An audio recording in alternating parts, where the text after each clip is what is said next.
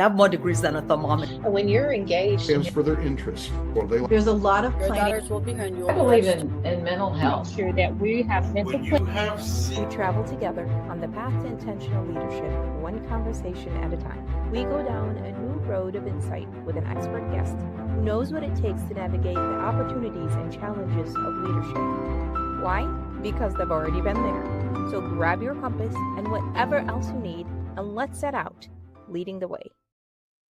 Hello and welcome to Leading the Way, where an expert leads us in conversation about a leadership topic so we can learn together and grow together. I'm Nagam Alsamari, and today I'll be talking with Ana Sasmiresan. She is a vice president at Randstad. She is founder and chief leadership officer of Transformations Through Conversations, a leadership development company. She's also the founder of the leadership jewelry line, which is really interesting.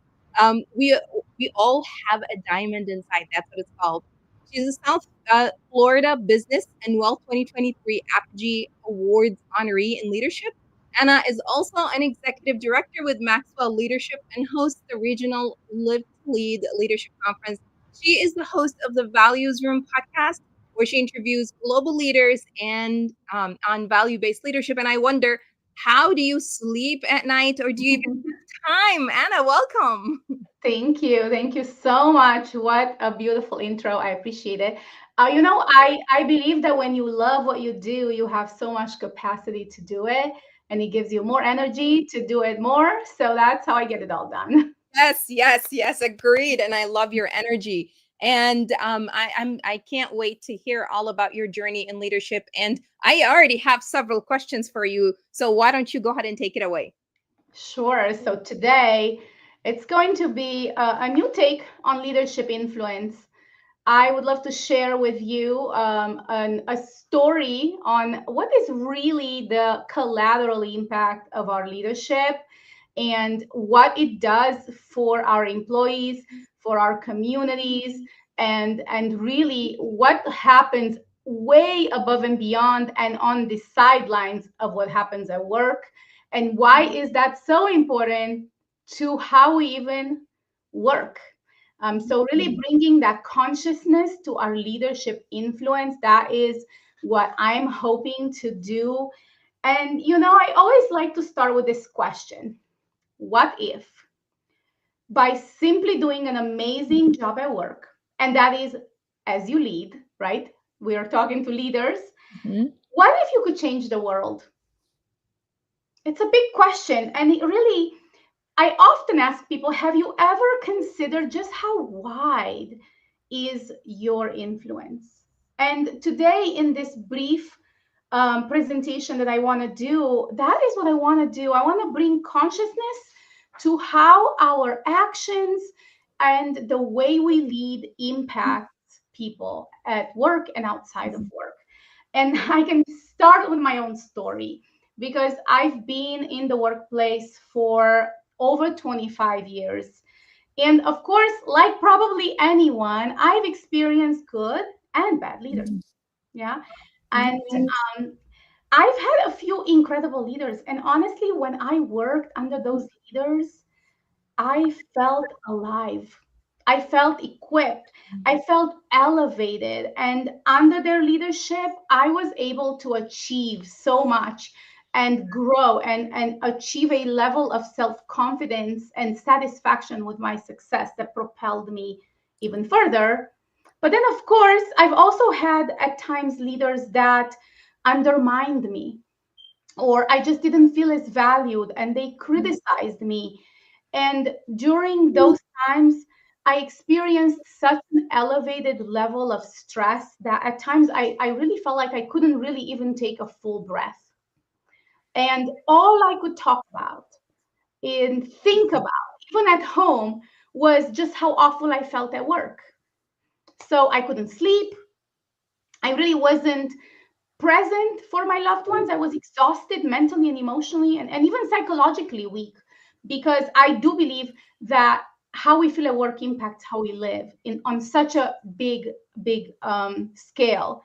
So I thought to myself, well, this is the place where I'm supposed to find meaning And it's also where I'm supposed to contribute my talent and my God-given gifts and create and grow and then innovate and earn a living, right? And how could this place be so toxic? And if it is, then what is truly its impact? So just a little about my story.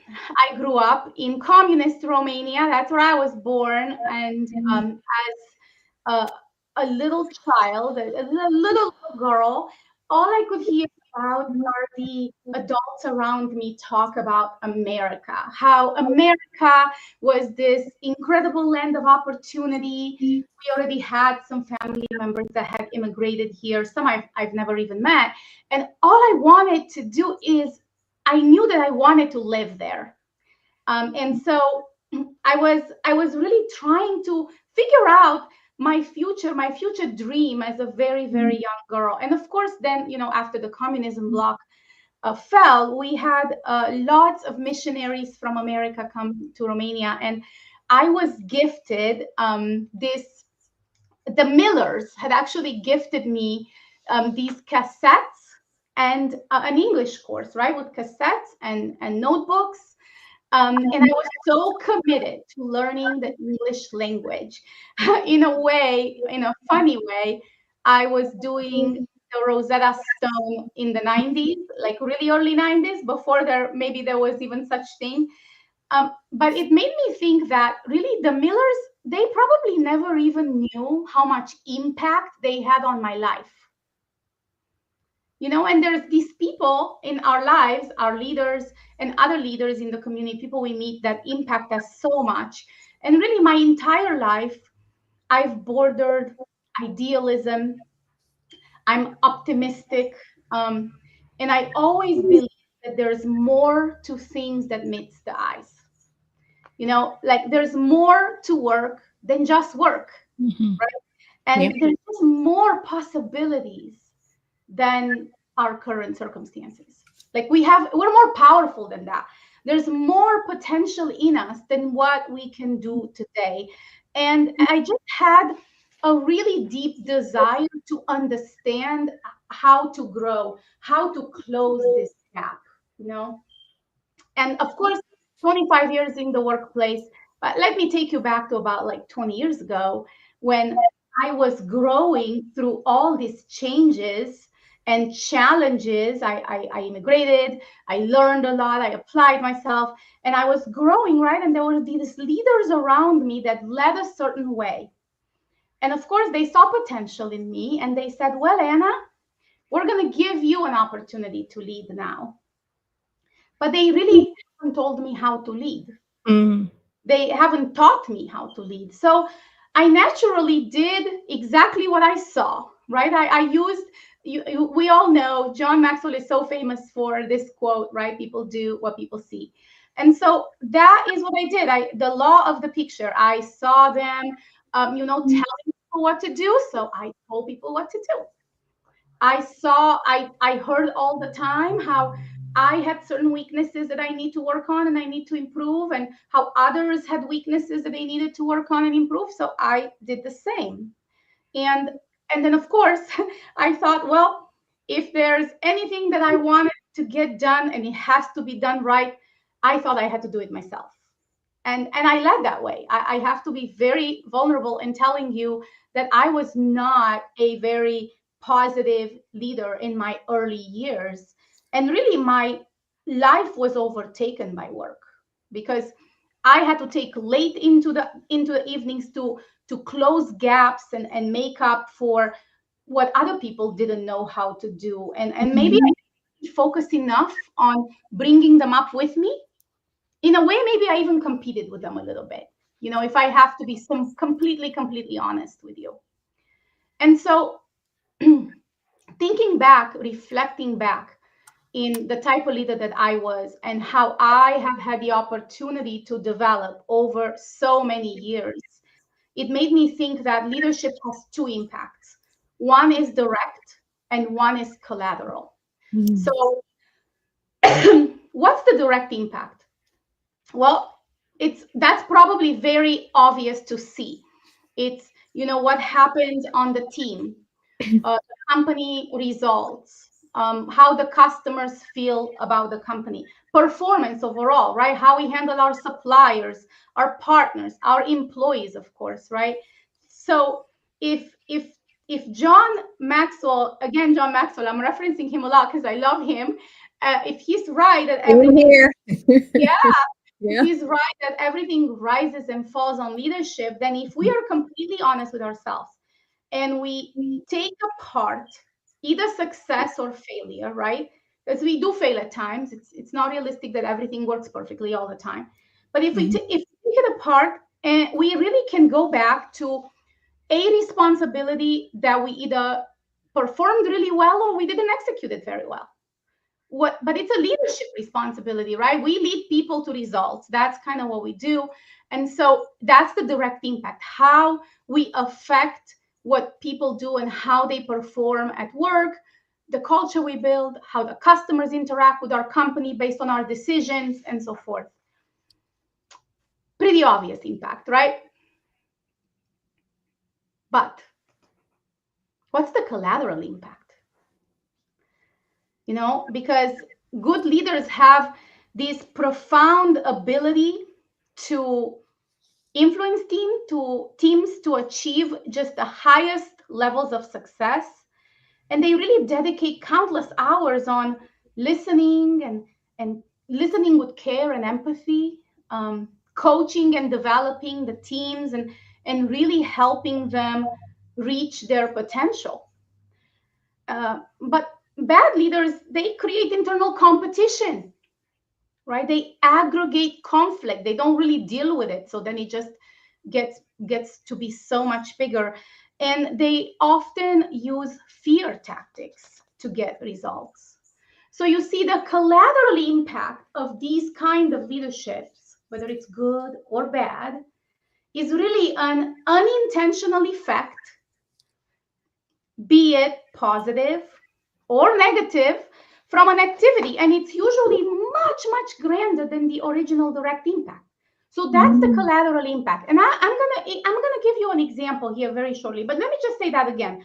The collateral impact of leadership is the unintentional effect, unconscious effect, an effect we're not aware of, be it positive or negative, from an activity that is usually much grander than the original direct impact.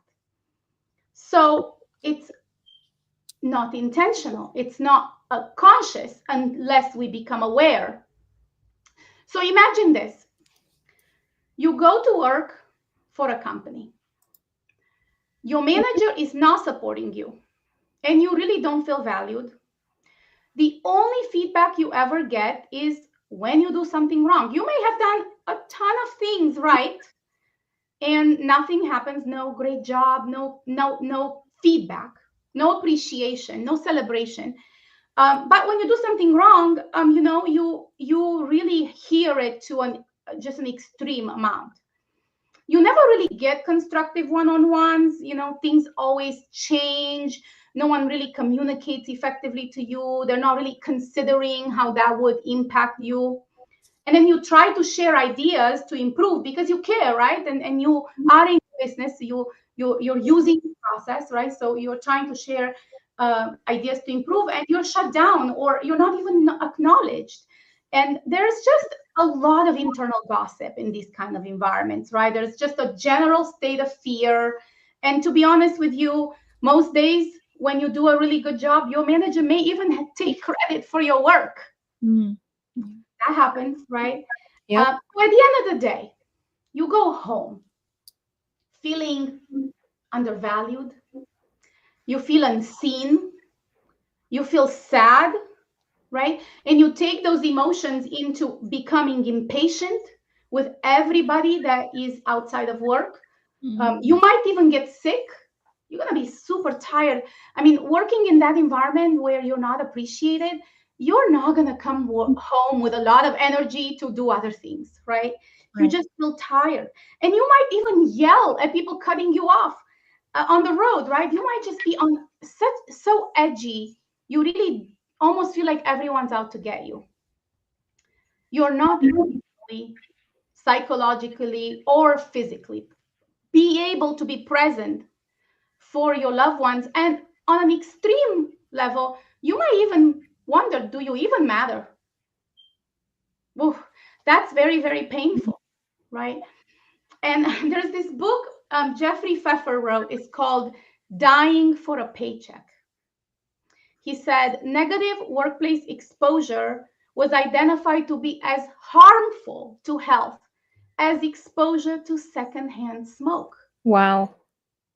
Wow. Right? All right. In contrast, let's go to a happy place. Yes, please. Right?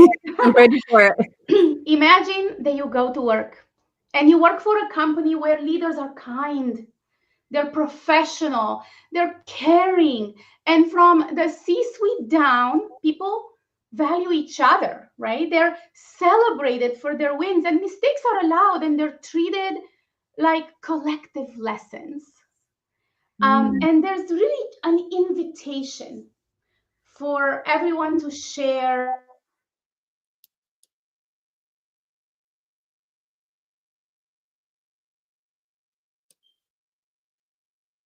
Anna, did we lose you?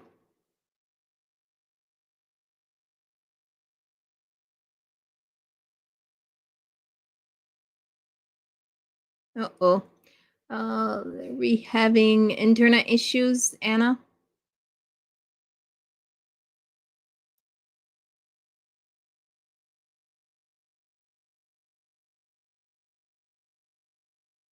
Let's go to our intro for a quick second.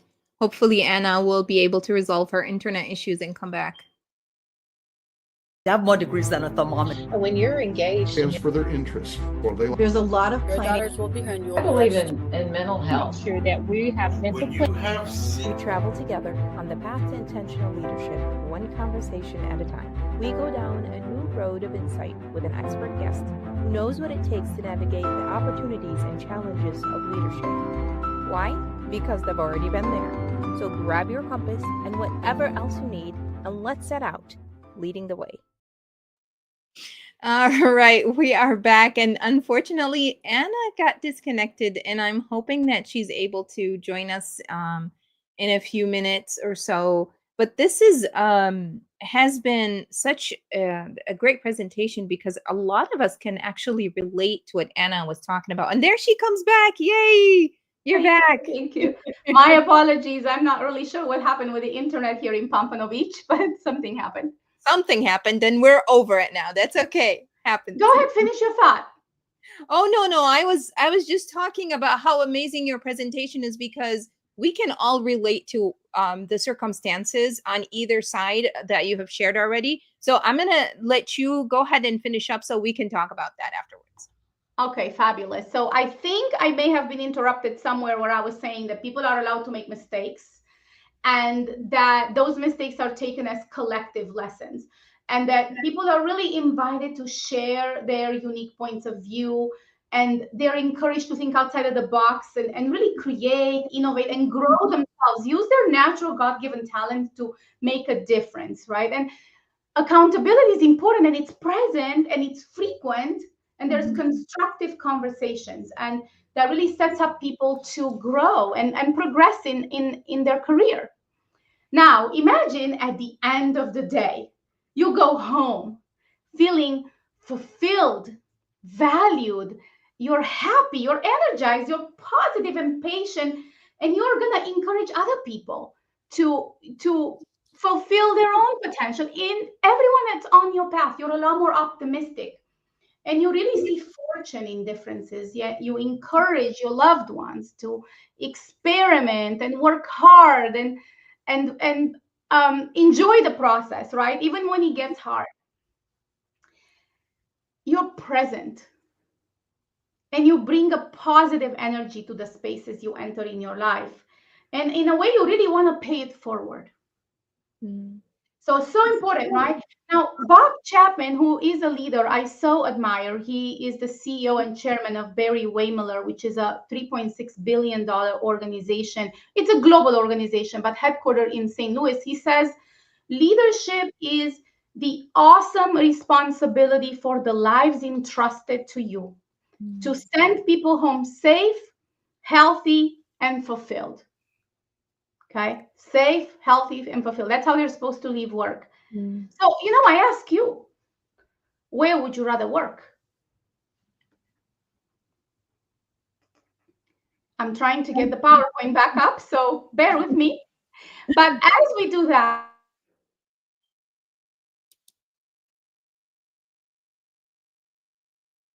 Oh no. Oh, not another internet mess up. Anna, can you hear me? Are you still there?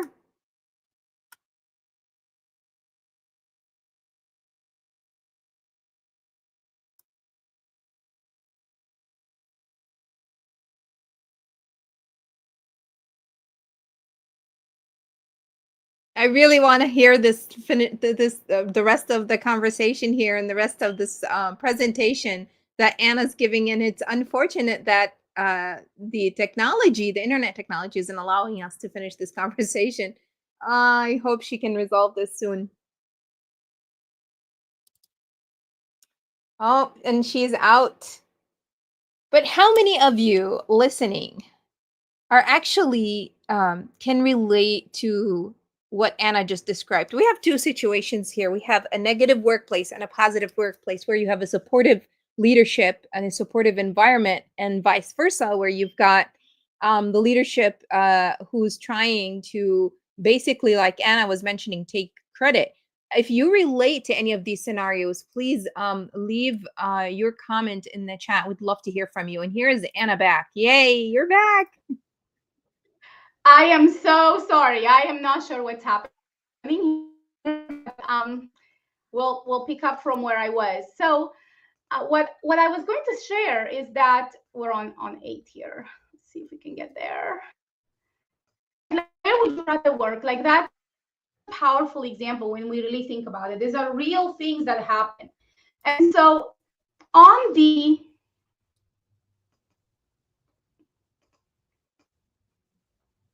my slides have a mind of their own. They're just moving by themselves. I don't know what's happening here. All right, so let me share a couple of negative effects that are really measurable, okay? And there is a 20% increase in heart attacks on Monday morning. I promise. Wow. This was done by itself. There's also 77% of employees who are disengaged. So only 23 are engaged. And imagine, disengaged employees produce usually 40% less, maybe even more than that, but at a minimum 40% less than the engaged employees. And talking about the 20% heart attacks on Monday morning, that's just because the anxiety of having to return to work. So these are all I'm borrowing some data from Jeffrey Pfeffer because it really is very, very relevant, and it's 100% accurate. And 70% of people say that they experience a very elevated level of stress related to work. And this is not really the type of stress that they can leave at the office door when they go home. I mean, they take it with them at home. Now, on the good side, what happens when leadership is conscious? What happens when there's alignment and there's value? Well, according to Raj Sisodia and his other colleague writers in The Firms of Endearment, which is an incredible book I highly recommend. They study a lot of organizations that are truly, truly conscious and people-focused. These companies outperform traditional leadership companies 9-1. 9-1. That's a lot. These are companies we all admire. I mean, we know these companies. Some of us may even want to, work there. We interact with them as customers. We know these brands. So let me just share about a couple of them, right? So Patagonia, that company is a $3 billion organization. And really, they're so incredibly profitable, although its founder says that profitability was never his goal. His purpose was always the people. That was the number one most important factor that he focused on as he created the company and as the organization exists. And maybe one more. Whole Foods, with a gross profit of $93 billion of 575 billion in revenue. And this organization, and you can feel the culture. You go in there as a customer, as a vendor, there's just an energy. Their team members are very engaged. It's just so incredible. Now, without a doubt, right, the collateral impact of leadership is much, much grander than its direct impact. Because really, if you think about it, it impacts not just the company's success, but it impacts families. It impacts generations, because as parents, we go home and we attend to our kids in a certain way if we feel fulfilled, in a completely different way if we don't. And potentially it really impacts the entire world, which I actually truly, truly believe that it does. And in this research, which was done by the US National Institute of Safety and Health, they say that your supervisor is more important to your health than your family doctor. Okay, this is an interesting research. I also recommend, if anyone's interested, is to read the total worker health research from NIOSH. Is so incredibly powerful information. So when you sit back for a minute and start thinking about all that this means, being a leader is a really big responsibility over the lives of the people in your span of care. Now, I like to use span of care, not spell of control. Because if you span of I feel going into it with a completely different G. So the impact is real. And Bob Chapman actually says in his book and in teaching, says that the way we lead impacts the way people live. The way we lead impacts the way people live. And his organization, about 144 acquisitions, 130-year-long company, 130-year-old manufacturing conglomerate, just really, really focused on this kind of business strategy that puts people first. He calls it the truly human leadership approach. All this, right? There's so much here to be worried about or excited about. But what I want to tell you is that there's hope. There's hope, because the great news is that we all can become great leaders. We truly can. Bad leaders can become great leaders, absolutely. But it does take a little bit of responsibility that falls on ourselves in order to develop ourselves. So we have to learn. We have to accept a promotion as a full commitment to our personal development, so that we can have our cup full, so that we can give to others, right? Learn, grow. We have to really implement change, but we have to implement that change within ourselves first. We have to grow through it. That's sort of how I like to say it. So there's 5 steps. I'm not going to say they're easy steps, okay? They're not easy steps, but they're worth it. They're so worth it. Like, in the process of this, we just bloom. We transform into our potential. And so let me talk a little bit about each. Read books, because that's a really easy way to grow. And then you apply. So you have to be honest with yourself, which is, hey, what do I need to learn? Do I need to learn how to hold people accountable? Do I need to learn to delegate? Do I need to learn how to be grateful and celebrate people? There's books for all these things. And, there's this saying that goes, leaders are readers. Leaders are readers, right? Like, if we don't read, how can we grow? The world forever evolves. I can tell you there's so many leaders I speak with that tell me, oh, I don't like to read. Well, you better start. You better start, right? Yep. You cannot grow without consuming really powerful information that and the tools within these books that are designed to help you, reach your potential as a leader. The other one is mentorship. Now, mentorship is a commitment as well, right? And you want to make sure you're very intentional to find mentors that you admire, that you really want to be like, so that you can work with them and you're committed to that relationship. And ask big, right? Don't ask somebody that's barely a step ahead of you. Ask somebody that is a few steps ahead of you, that you can build a vision with, and they can really help you on that path. And get real feedback. So many leaders I know cancel their one-on-ones, or they don't even have them. They give feedback twice a year and they think that that's enough. And they focus on giving feedback. Well, how about getting feedback, right? Work with your team, get real feedback. Try not to defend yourself in the process of this feedback, right? Take it in, sit on it, sleep on it, reflect, and truly understand, hey, what are they trying to tell me? Because as Marcus Buckingham says, people leave managers, not companies, right? And 75% of people voluntarily leave their jobs because of this particular reason. That's a Gallup research. So it's a fact.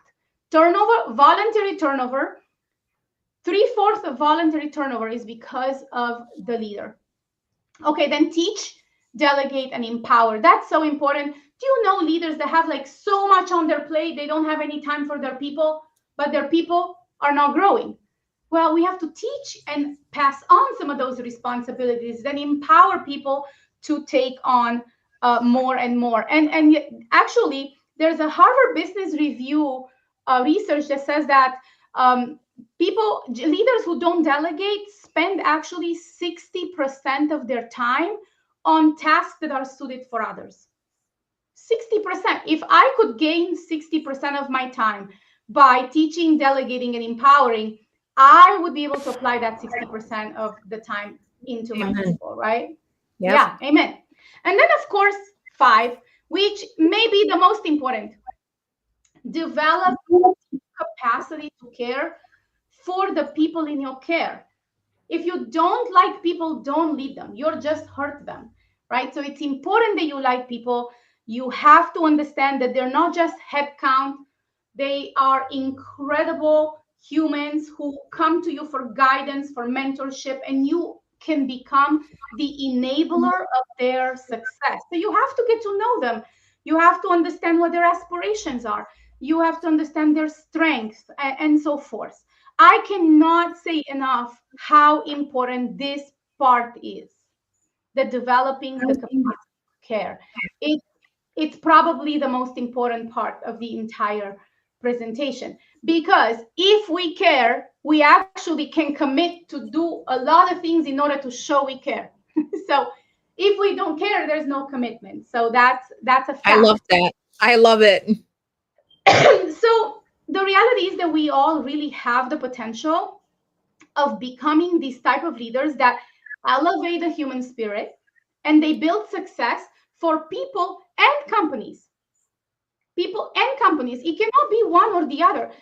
The organization cannot be incredibly, successful. Meanwhile, the people are underpaid. That is not right. That is not fair, right? And we will not have the right direct or collateral impact with that. So what happens really when we have a positive collateral impact? Well, we build this collateral capacity. And I borrowed some of these ideas from the book Forms of Endearment, just because I found them to be so impactful. I didn't really find a reason to reinvent them. So what happens when we have positive collateral capacity? We are healthier. Well, thriving employees impact productivity. There's less workers' comp. There's less mistakes, less absenteeism, higher quality of work, period, right? And of course, they're just better people, better spouses, better employees, better for the society. When we are healthy, we have capacity. That's direct and collateral. The other one is joy of work. So just imagine if the purpose and passion build the success, and the people can be productive without being stressed out because they're burnt out.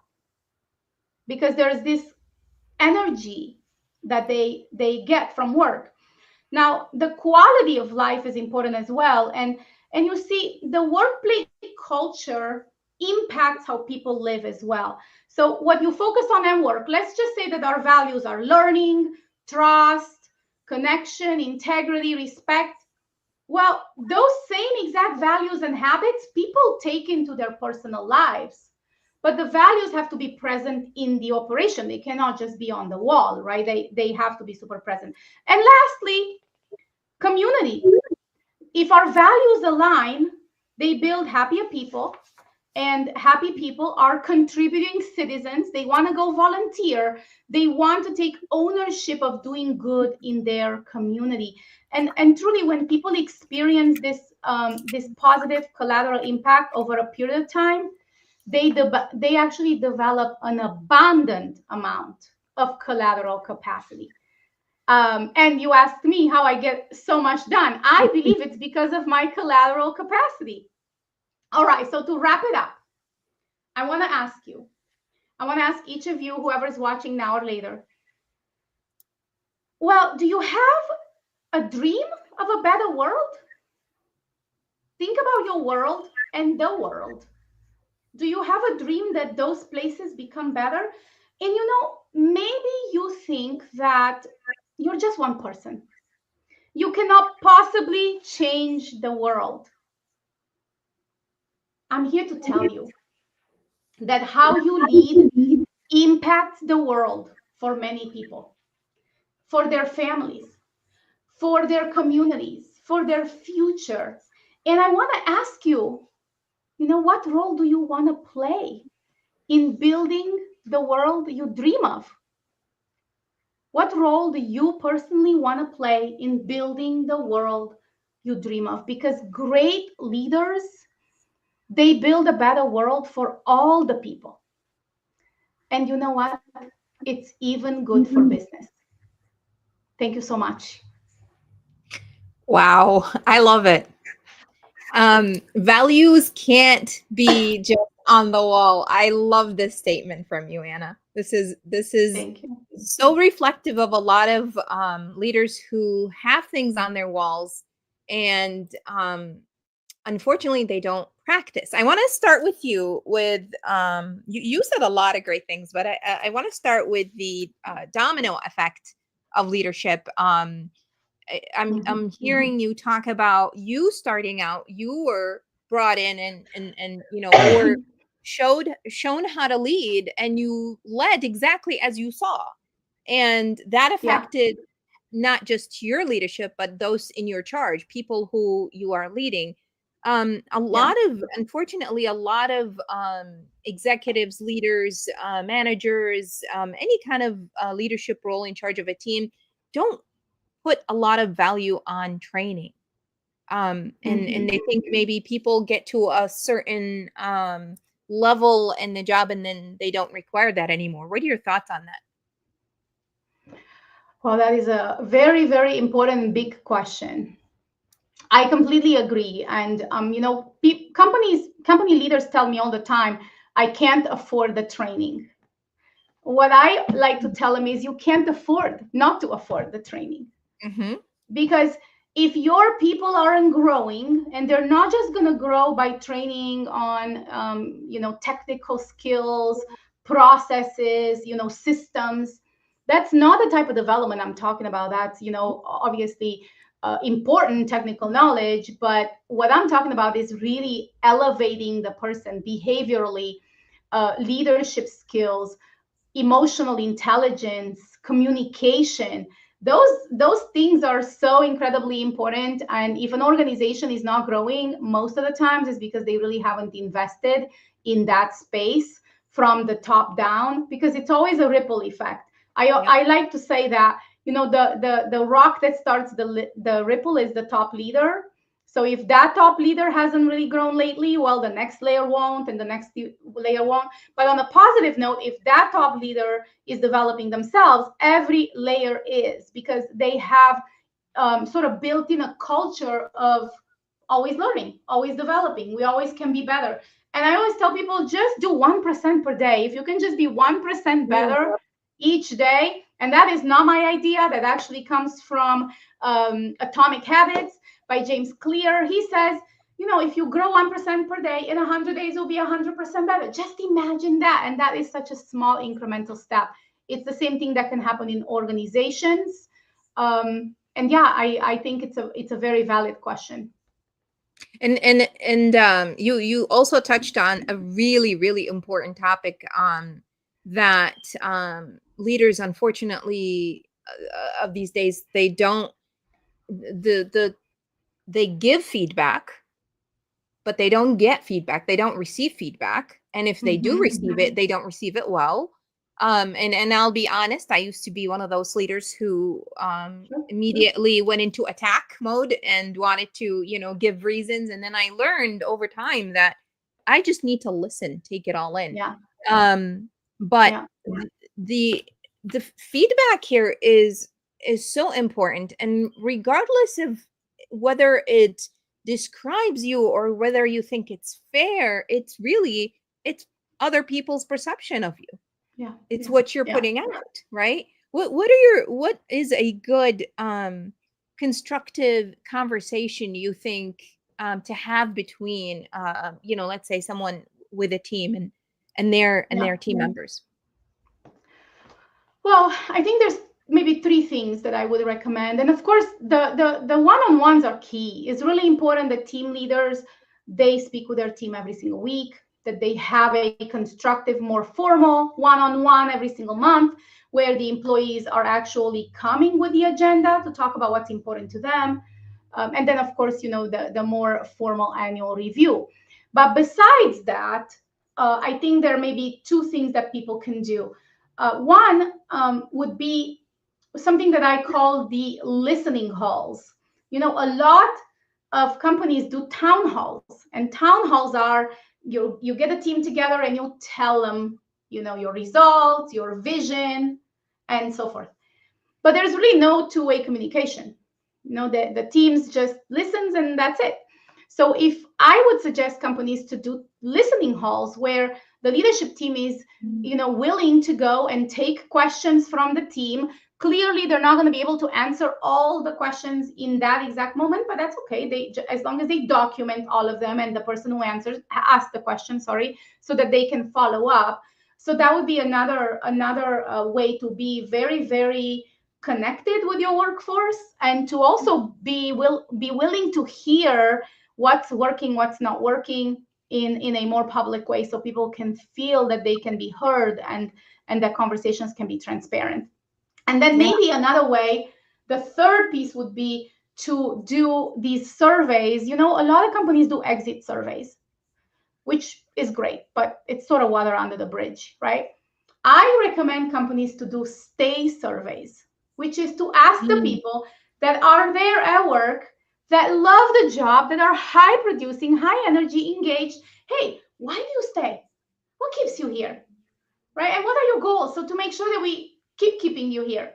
So these would be three things that I would recommend: one-on-ones, listening halls, and stay surveys. I absolutely love the stay survey. That's such a great idea to not focus, because we do that a lot with the exit survey.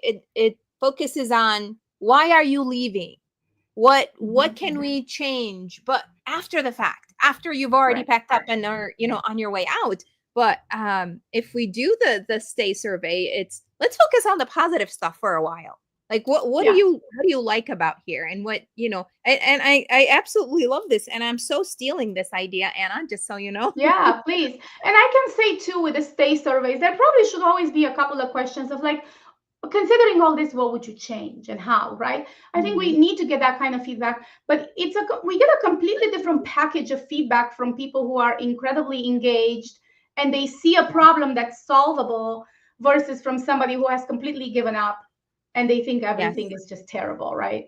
So and it also really all depends on the company culture, because if you have a culture where your thoughts are heard and considered, yes, you're more likely to actually participate in a survey or verbally, or in a meeting, versus where a culture where seems like there is a culture where it invites participation, but it really isn't, because Right. your ideas are not being heard. Someone else is always getting the credit. It just, it's hard. It makes it hard for employees, and they start disengaging and not Right. caring. Yeah. And and I think that makes all the difference. But I did want to comment too on your listening halls. Simon Sinek talks about leaders eat last. I don't know if you've read the book. I haven't finished. I started reading it, and this idea of, in meetings, you don't talk first. You actually allow everybody else go around the table, the room, and allow everybody to contribute before you actually do, so that the conversation doesn't die. Because as soon as the leader speaks, that's it. Everybody's going to agree. What are your thoughts on that? Yeah. No, I think it's incredibly powerful. There are some techniques I like where maybe the team members even submit their answers on sticky notes so that they don't even influence each other. Because sometimes, we have more powerful with more influence employees on the team. And when they share their opinion, the rest of the team could feel like, oh, my opinion is so different than that, but I won't share it because maybe they think I'm stupid, or maybe they'll laugh at me, or maybe they think I'm crazy, or maybe they think I'm not committed. Those are facts. People do feel like that. And if we're not able to get all the feedback from all the people, all the ideas from all the people, we basically have this team of incredibly smart people, and we're not using their capacity. We're just telling them what to do, and they say, okay. So we're not engaging them into what they could be, which is so important. Yeah, I absolutely love that. And as we're listening here and watching, I really want to encourage people to drop their questions live while we have Anna. If you have a question or comment, please share it with us. And she will jump on the opportunity to answer all your questions. She's been amazing so far. And I want to thank you all for watching us and listening in. And we had already some great comments here, which I neglected to show one from Sherry Henry. Anna is such a brilliant mind. Those years of leadership trials has brought you here. Yes, awesome. Yeah, I love that. very true. And it takes a lot of talking about company culture.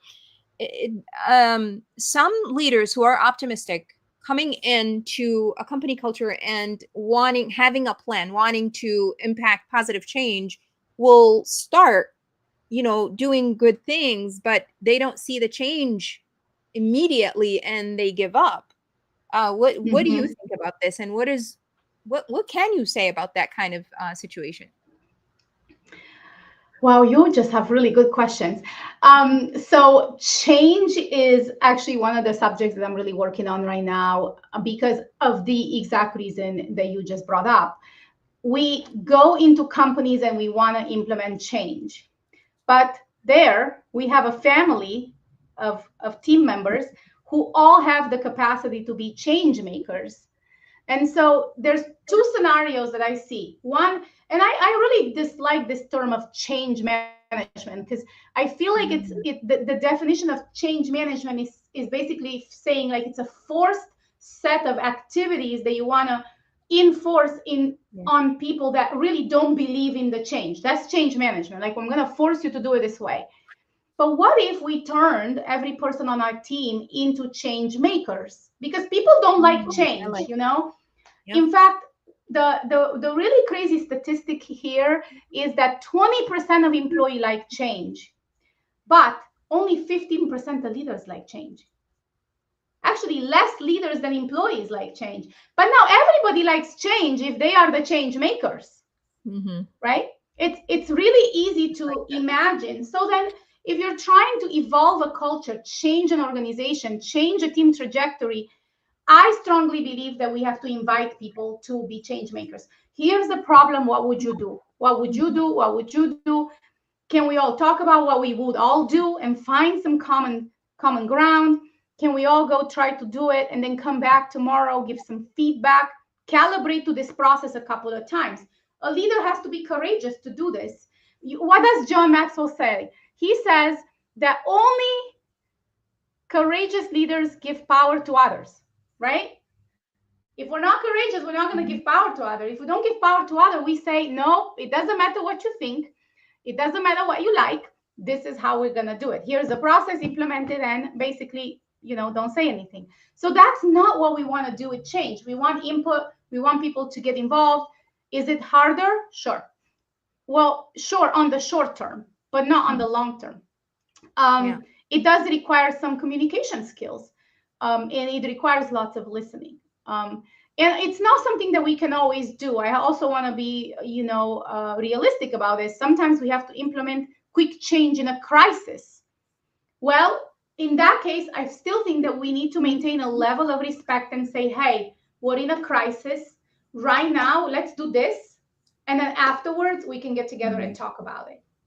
I think it's always about, it's just about how we communicate, and the why is important. Do people connect to the purpose? If they don't connect to the purpose, there's low motivation to change. And that's a fact. Yeah. And then there's got to be a level of transparency of why you're making this decision versus that decision with your people. So that, speaking of communication, and I think, and over a period of time, that becomes the norm, that there is communication. And we have a question from Sherry. How do you lead this positive culture during organizational difficulties? That's a great question, Sherry. Yeah. That is a great question. And I think it's a combination of fully understanding the type of difficulty and its impact, transparency, and if it is required, a shared sacrifice approach, right? Where we start breaking apart the culture is when we do one thing for one person and another thing for another person, and then we start sort of doing this finger pointing of like who feels more worthy versus who doesn't. So it's important that we are transparent, that we understand exactly the impact. We have a shared sacrifice approach where everybody kind of sees, and to be honest, this is a lesson I learned from Mr. Bob Chapman's book, Everybody Matters. It is something that he did, the shared sacrifice approach at a very, very large global level during 2008's economic downturn. And when that happened, he was able to build the type of culture and organizational success he never imagined. So I recommend that book. A lot of the content that I speak about, it relates very very closely to his approach, because I so believe in what he did. But that's it. Shared sacrifice is the way, where everybody feels included, everybody understands, lots of patience to explain. We also have to be aware there's people in the organization at different levels of understanding. So one message may not resonate the same way with all. So having that time set apart to make sure we hear people and we answer their concerns is important. I love that. And we have a comment from Matt and Tan Walker. Only courageous leaders empower others. What you were talking about earlier.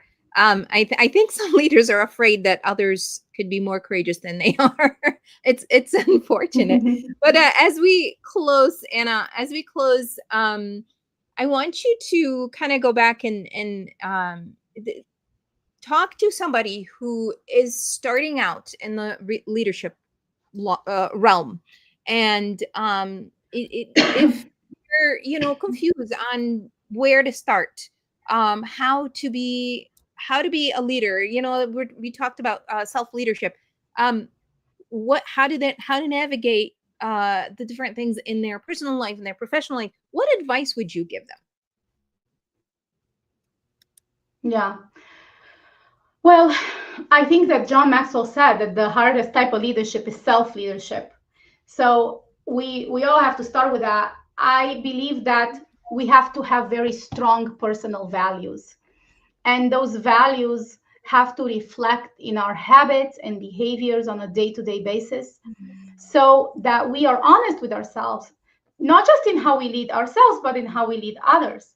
If we say that, our value is growth, well, we have to grow and we have to help grow others, right? It's not my value is growth, so I'm going to force you to grow, but I am not. So it has to be some congruency. In my mind, I think everything starts with values. Everything starts with values because they're foundational. They are the blueprint of your leadership. They're the blueprint of your life. Your values define what's right or wrong. They keep you within those guardrails. But one thing that they don't do is they don't make you wrong according to your values, but to do the right thing, you need decision and action. And that decision is something that you constantly have to make. So you have to learn. I think that I shared in this presentation apply very much to a new leader. And then just really being super honest. Why do you want to lead? Do you want to lead because you think it's money and you get an office? Or do you want to lead because you truly love people and you want to be able to influence them and move them in the direction of their success? Because leadership is difficult. There's a lot of sacrifices. You eat last, like you said, right? And then Simon Sinek said, or wrote about in his book. So you have to be very honest with yourself. What are your motives for leadership? Yeah, I love that. And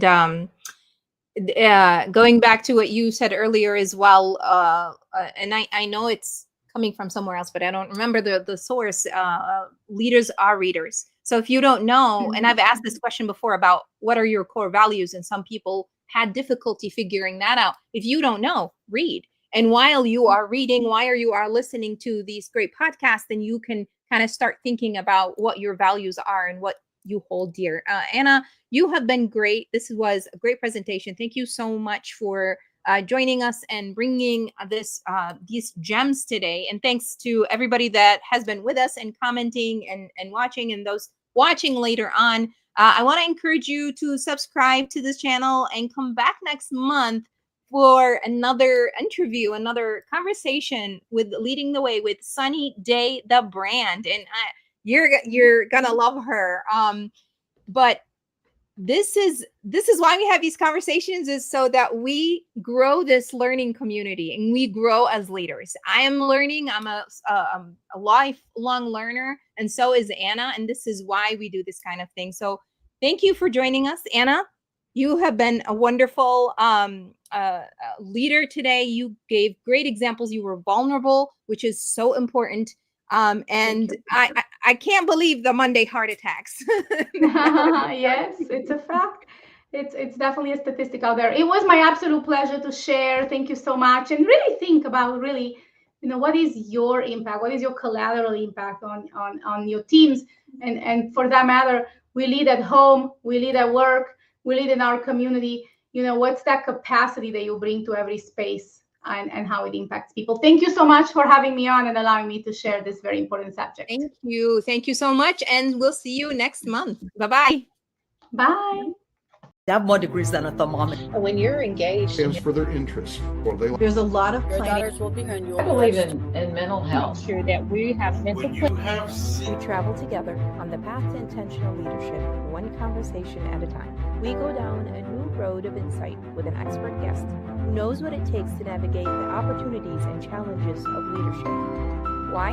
Because they've already been there. So grab your compass and whatever else you need, and let's set out, leading the way.